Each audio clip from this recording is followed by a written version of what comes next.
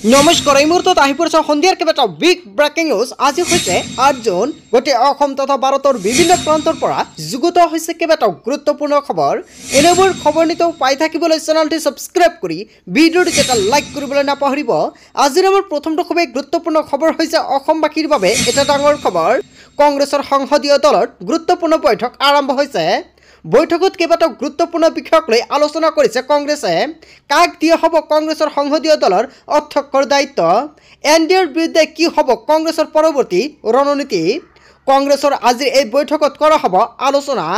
বৈঠকত উপস্থিত হৈছে কংগ্ৰেছৰ সংসদীয় দলৰ অধ্যক্ষ সোনিয়া গান্ধী, কংগ্ৰেছৰ অধ্যক্ষ মল্লিকাৰ্জুন খাৰ্গে, ৰাহুল গান্ধী উপস্থিত হৈছে বৈঠকত সাংসদ গৌৰৱ গগৈৰ অংশগ্ৰহণ। এই বৈঠকতে নিৰ্বাচিত কৰা হ'ব বিৰোধী দলৰ নেতা তথা অধ্যক্ষ।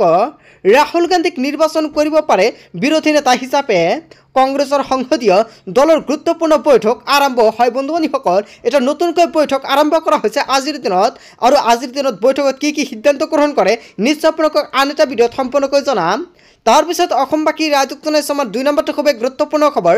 লগতে এটা ডাঙৰ খবৰ, চৰকাৰ গঠনৰ পূৰ্বে জটিলতা বাঢ়িছে বিজেপিৰ।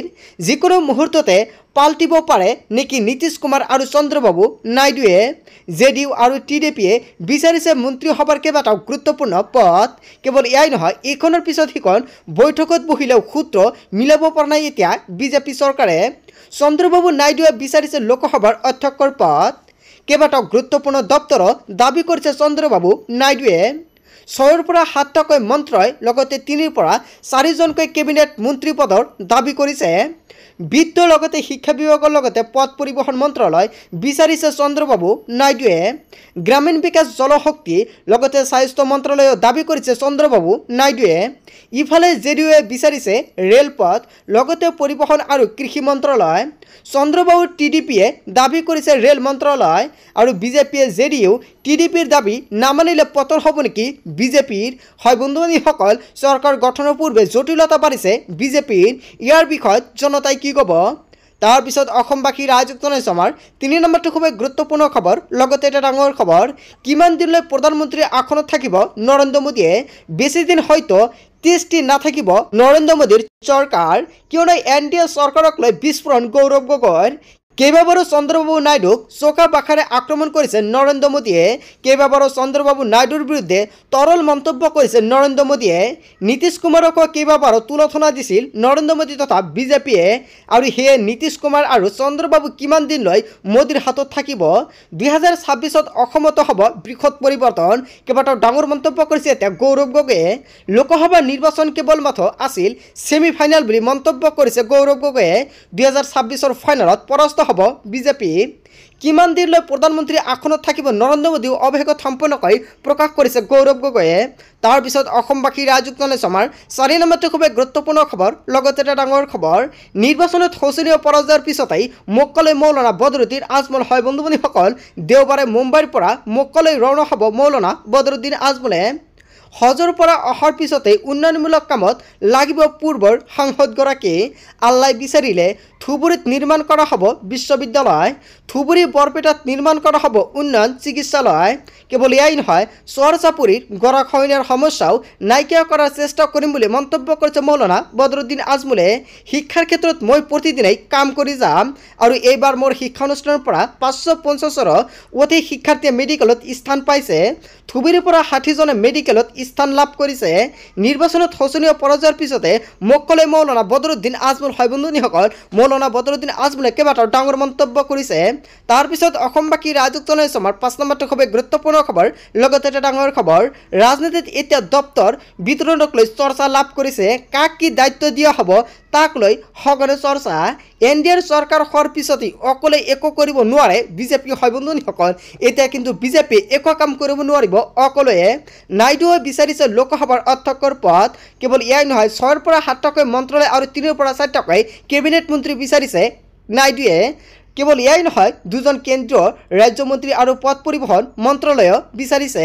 গ্ৰামীণ বিকাশ মন্ত্ৰালয়, শিক্ষা মন্ত্ৰালয় বিচাৰিছে। কেৱল এয়াই নহয়, জলশক্তি মন্ত্ৰালয়, স্বাস্থ্য মন্ত্ৰালয় বিচাৰিছে নাইডুৱে। এতিয়া বিজেপিৰ শক্তি ইমান নাই, বিজেপিৰ শক্তি এতিয়া কমি গৈছে। তাৰপিছত অসমবাসী ৰাইজক জনাইছোঁ আমাৰ ৬ নম্বৰটো গুৰুত্বপূৰ্ণ খবৰ লগতে এটা ডাঙৰ খবৰ মুছলমানৰ সংৰক্ষণ বাতিল কৰিব নোৱাৰিব বিজেপি হয় বন্ধুসকল আন এটা ডাঙৰ খবৰ এটা গুৰুত্বপূৰ্ণ খবৰ মোক উলিয়াইছে বিজেপিৰ ইস্তাহাৰত আছিল মুছলমান সংৰক্ষণ বাতিল কৰাৰ প্ৰস্তাৱ কিন্তু মুছলমানৰ সংৰক্ষণ এইবাৰ অব্যাহত ৰাখিব টিডিপিয়ে চন্দ্ৰবাবু নাইডুৰ পুত্ৰৰ মুছলমানৰ সংৰক্ষণক লৈ বৃহৎ মন্তব্য কৰিছে আৰু ইয়া মুছলমানৰ অধিকাৰ আৰু সামাজিক ন্যায় বুলি মন্তব্য কৰিছে শাসনলৈ আহিলে মুছলমানৰ সংৰক্ষণ উঠাই দিম বুলি ঘোষণা কৰিছিল বিজেপিয়ে কিন্তু নিৰ্বাচনৰ প্ৰচাৰত অমিত শ্বাহৰ পৰা হিমন্ত বিশ্ব শৰ্মালৈকে এই ঘোষণা কৰিছিল আৰু ইয়াৰ পিছতে এটা ডাঙৰ মন্তব্য মুকলি আহিছে আৰু একক সংখ্যাগৰিষ্ঠতা নাপাই এতিয়া হলঠেকত পৰিছে বিজেপি চৰকাৰে মন গ'লে এতিয়া অকলে কোনো সিদ্ধান্ত ল'ব নোৱাৰিব বিজেপি চৰকাৰে টিডিপি চন্দ্ৰবাবু নাইডুৱে সলনি নকৰে নিজৰ সিদ্ধান্ত অন্ধ্ৰপ্ৰদেশত বৰ্তমানে অব্যাহত আছে মুছলমানৰ সংৰক্ষণ আৰু এই সংৰক্ষণ আগলৈ চলি থাকিব বুলি ঘোষণা কৰিছে টিডিপিয়ে মুছলমানৰ সংৰক্ষণ বাতিল কৰিব নোৱাৰে বিজেপি হয় বন্ধুসকল অৱশেষত চন্দ্ৰবাবু নাইডুৱে এটা ডাঙৰ মন্তব্য কৰিছে যে মুছলমানৰ সংৰক্ষণ বাতিল কৰিব নোৱাৰে বিজেপিয়ে তাৰ পিছত অসমবাসী ৰাজযুক্ত নিউজৰ 7 নম্বৰটো খুব গুৰুত্বপূৰ্ণ খবৰ লগতে এটা ডাঙৰ খবৰ বিজেপিৰ বিৰুদ্ধে নিৰ্বাচন আয়োগৰ কাষ চাপিব শাৰদ পাৱাৰ হয় আপুনি ঠিকই শুনিছে এটা ডাঙৰ খবৰ এটা গুৰুত্বপূৰ্ণ খবৰ মুকলি হৈছে ৰাজনীতিৰ পাছা খেলত এইবাৰ এনচিপিৰ এন্ট্ৰি হয় আপুনি ঠিকই শুনিছে অৱশেষত এনচিপিৰ ডাঙৰ এন্ট্ৰি মাৰিছে বিজেপিৰ বিৰুদ্ধে এইবাৰ জাঙুৰ খাই উঠিছে এনচিপি নিৰ্বাচন আয়োগক অভিযোগ দিবলৈ সাজু হৈছে এনচিপিৰ শাৰদ পাৱাৰে কেৱল ইয়াই নহয় নিৰ্দলীয় প্ৰাৰ্থীৰ প্ৰতীক চিহ্নৰ বাবে বিজেপিয়ে জিকিল আসন এনেকুৱাকৈ মন্তব্য কৰিছে এনচিপিৰ তৰফৰ পৰা মহাৰাষ্ট্ৰৰ সাতাৰা সমষ্টিৰ নিৰ্দলীয় প্ৰাৰ্থীৰ পৰাজয়ক লৈ চৰ্চা এনচিপিৰ বিজেপিৰ প্ৰতীক চিহ্নৰ অনুৰূপ চিহ্ন প্ৰদান কৰিলে নিৰ্দলীয় প্ৰাৰ্থীক আৰু যাৰ বাবে বিভ্ৰান্তিৰ সৃষ্টি হোৱাৰ অভিযোগ শাৰদ পাৱাৰৰ কেৱল ইয়াই নহয় সাতাৰা সমষ্টিত নিৰ্দলীয় প্ৰাৰ্থী 32,771টা ভোটত পৰাস্ত কৰিছিল বিজেপিয়ে আৰু বিজেপিৰ প্ৰাৰ্থীগৰাকীৰ নাম আছিল উদয়নৰাজ প্ৰতাপ সিং আৰু ৰাজনীতিৰ পাছা খেলত এইবাৰ এনচিপিৰ এন্ট্ৰি হয় বন্ধুসকল এটা ডাঙৰ খবৰ এটা গুৰুত্বপূৰ্ণ খবৰ মোক উলিয়াইছে ইয়াৰ বিষয়ত আপুনি কি ক'ব তাৰপিছত অসমবাসী ৰাজযুক্ত নিউজৰ 8 নম্বৰটো খুব গুৰুত্বপূৰ্ণ খবৰ লগতে এটা ডাঙৰ খবৰ 10 তাৰিখে লাখ লাখ লোকৰ একাউণ্টত সোমাব টকা কোনে কোনে লাভ কৰিব এই সমূহ ধন এতিয়া আপুনি সম্পূৰ্ণকৈ জানি লওক অৰুণোদয় আঁচনি লাখ লাখ হিতাধিকাৰী একাউণ্টত জমা হ'ব পোনপটীয়াকৈ 1250 টকাকৈ বৃদ্ধ পেঞ্চন আঁচনিৰ ধন হ'ব আপোনাৰ একাউণ্টত বিধৱা পেঞ্চন আঁচনিৰ ধন জমা হোৱাটো নিশ্চিত কৰিছে চৰকাৰে প্ৰতি মাহৰ 10 তাৰিখে হিতাধিকাৰী একাউণ্টত পোনপটীয়াকৈ জমা হৈ যাব এইকেইটা আঁচনিৰ টকা যদি আপোনালোকৰ অৰুণোদয় আঁচনিৰ টকাটো লাভ কৰিবলগীয়া আছে তেনে ক্ষেত্ৰত 10 তাৰিখে আপোনাৰ একাউণ্টত চৰকাৰে সোমাই দিব পুৱাই টকা কেৱল ইয়াই নহয়